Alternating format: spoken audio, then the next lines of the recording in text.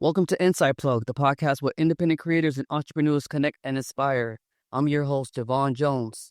Today on our show, we have Corey Davis. He's a film director, a videographer, video editor, and photographer. And he has a production company called CD Player Productions. Corey, welcome to the show. Thank you for having me. Yeah, this is awesome. You're like a jack of all trades, film director, videographer, photographer, and video editor. So I usually like to have us, bring it back from the beginning. So with all those skills that you have, how did you get started in filmmaking as a whole? Actually, I had a passion for it since I was 6 years old. But then around the age of 13, my mom gave me my first smartphone. And it was then where I got the inspiration to finally start recording because I'm thinking, okay, well, this phone I got here, it has a camera and you can press record and start recording and everything. So I just kind of use that as a tool and as a way to, you know, start small and then work my way up and, just use my imagination the best way that I could. Nice, nice. Do you remember anything from that smartphone that you recorded? Yeah, actually I used to record these comedy clips of me telling jokes and they were cheesy milk carton jokes, but I would hold my camera up to my face and I would just tell three jokes at a time and this would last about 15 minutes and then I would normally do like a dance routine in between asking people what the question and getting to the punchline. So and I would also just kind of just act goofy on camera. So that was my first way of you know filming and just sharing a piece of myself to everyone. Nice, that's awesome. I love it. Oh, so now you got the smartphone, got these comedy clips going. So, let's see here. Let's discuss some of your projects that you have. So you have some short films. I think you had a documentary that came out not too long ago. Um, Yeah, just last year actually. all right. So let's talk about that one first. So it's called the Corey Davis Evolution Story. What's that about? So back in 2014 is when I like first actually started chasing after this passion, and so the Corey Davis evolution story is basically just a celebration, a healing moment. You know, it's just a way of looking back over the last 10 years that I've been, passionate about this particular field and just basically sharing to people like, this is who I am and this is what I love to do and just opening a certain side of myself and allowing my vulnerabilities to, you know, basically reach out to other people who may feel like me. So it's a way of looking back and just being grateful that I didn't give up and I stayed in the race and hopefully to inspire others to chase after their dreams and what they want. Nice, nice. So I actually have a two-part question to that. So Okay. if you can share some of those milestones within that 10 years, and then also what were some of the obstacles that you had to overcome? So milestones, well, one milestone was I was able to go to college back in 2019 and meet a group of remarkable people that I got to work with that I'd call my friends. And so, we would all get together, make a few short films. I'll help them with theirs. They would help me with mine. And one of my short films, Poison, which came out back in 2022, it actually got featured in one of the AMC theaters in Atlanta. Wow, congratulations. Or what? No, no, not AMC. It was the Regal Atlantic Station Theater, Still, which is much bigger. that's awesome. But yeah, I was able to see a film that we've all worked on, just be on the big screen and just hearing everyone's reactions to it, and people were into it, and so that was a huge milestone for me. Just seeing a film that I've done, get positive responses by people, and an obstacle. Well, we all know with every good thing you have some adversities that you have to face. So I don't really have that big of a following like that. I don't really have a lot of like, backbone support outside of my family and a few close friends. So an obstacle basically is just getting yourself out there, sharing and sometimes you feel like there's not enough eyes watching, or sometimes you feel like they're, you're not enough, or, just feeling like, okay, you're putting all your energy into this one thing and, you know, what are you reaping from it? So it's just it's that fear of failure, I guess, or that fear of, okay, this may not be successful, that kind of, you know, held me back a little bit. But, I've always been the guy to just, try it anyway, test the waters and see where it goes. There you go. Persistence. That 10-year gap, man, even with that fear of failure and, not having the support that you said, you still stuck it out. You got that film in the theaters, you got the documentary. And hey, once again, thank you on the podcast for joining this podcast. And hey, if you guys see Corey Davis out there at a film festival, connect with him. Let's make some films. And speaking of that, if everyone want to get a hold of you and check out some of your work, check out your portfolio, your photography, any of your films, where can they find you at? Oh, so I have a YouTube channel. It's called Corey the Visionary. That is the letter D, and then the word visionary. And my Instagram is Corey D Visionary Davis. And then, on Facebook, I'm just Corey Davis. Um, I have this driving cap on my profile pic, so you can't miss me. Uh, but Uh, Love it. yeah, so So yeah, let's talk about that. So the visionary, that's a cool tag. Like, how do you come up with that? um, so last year I knew I wanted to change my name from the Jokester to something else, because the only reason I had the name the Jokester was because I was doing those comedy clips I was mentioning earlier. But it got to a point where about a year after doing the comedy clips, I stopped doing the joke videos because I felt like, one, I wasn't funny, and two, people just weren't really responding well to them. So I held on to that name for a long time because to me it felt special, because that's how it started.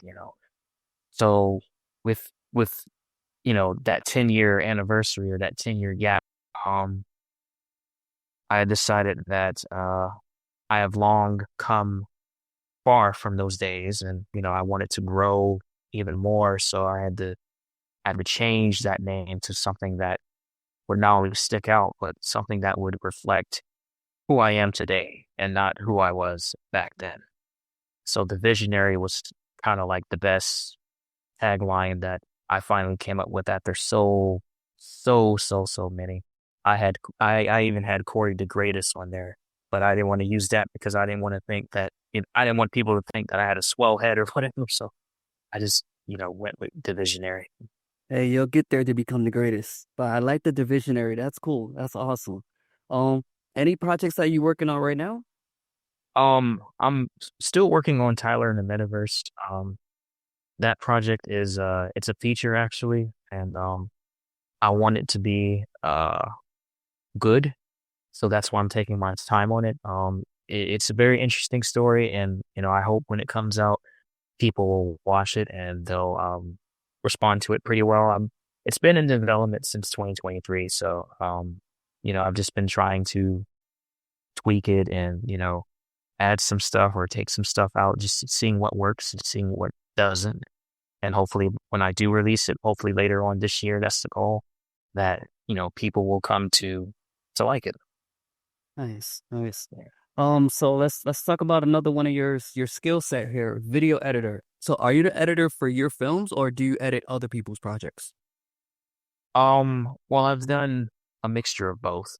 Um, I often normally edit my own stuff, but as far as editing other people's projects, I have had a few clients in the past that I've helped edit, and it was a very fun experience. I use I use softwares like Final Cut and Adobe Premiere and then even DaVinci. I've just been able to dabble into many different softwares to kind of hone my skills in different ways, like whether it be using DaVinci for color grading or whether it be using Adobe for, sound editing or using Final Cut for, my bass edits, so just owning those different, hubs for editing, it's allowed me to, you know, learn what it is that I can do and learn the areas where I can improve.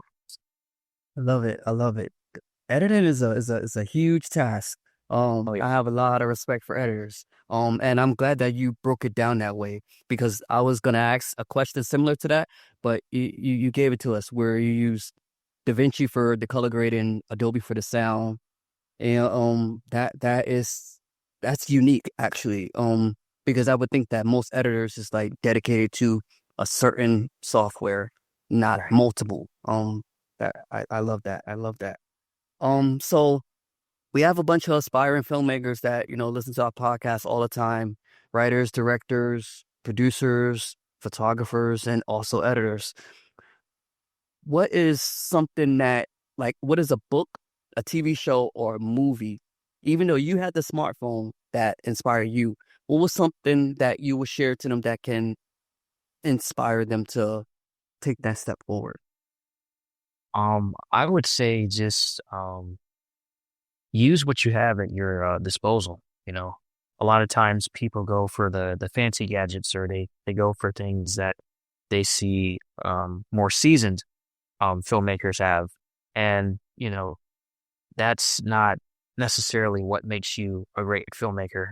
Believe it or not, your mind and your heart. That's what determines how good of a filmmaker you are. As long as you keep your eyes on the prize and you stay towards the task at hand and the vision and the goal, uh then that's what makes you a great filmmaker. And I think there was one particular film that inspired me, and it was shot on an iPhone. It's called Tangerine. uh you should definitely check it out when you get a chance. But the way it was shot, and it went into many different festivals too. So it's like you don't always have to have like let's say a Sony FX6 or an FX9, like or Black Magic Ursula Mini, or what I'm saying, or those Netflix approved cameras that they always talk about. Like any you can just use this your smartphone like I did, and you can make some great things out of it, and also bring along some people who are like-minded and people that will help you along the way. Because a good movie can only be as good as a good team. And just in case if you don't have a team with you, then don't let that discourage you either. Just you know use, like I said, use what you have, and just believe in yourself. uh a lot of us have this fear of failure and this fear of doubt, but you know they say doubt kills more dreams than failure ever could. So you just gotta test the waters. If you fail, try it again. I failed many times. I failed a whole lot. There have been so many projects that I've made where it would be 0% on Rotten Tomatoes right now if I released them. But the point is, you just gotta keep pushing. And the more you practice, the better you'll get at it, and you know, invest in yourself. I love it. I love it. You hit all the right points there. That's awesome. All right, so we're gonna slowly start to wrap it up here. I got one last question. So, with the filmmaking world that we're in today, where do you see filmmaking in the next 10 years? Well, hopefully the next 10 years, we'll still have humans telling the stories, because I've been seeing a lot of AI talk, and as cool as that may sound, I mean, I feel like it's good to use on certain aspects, but not to the point where it replaces people's talents.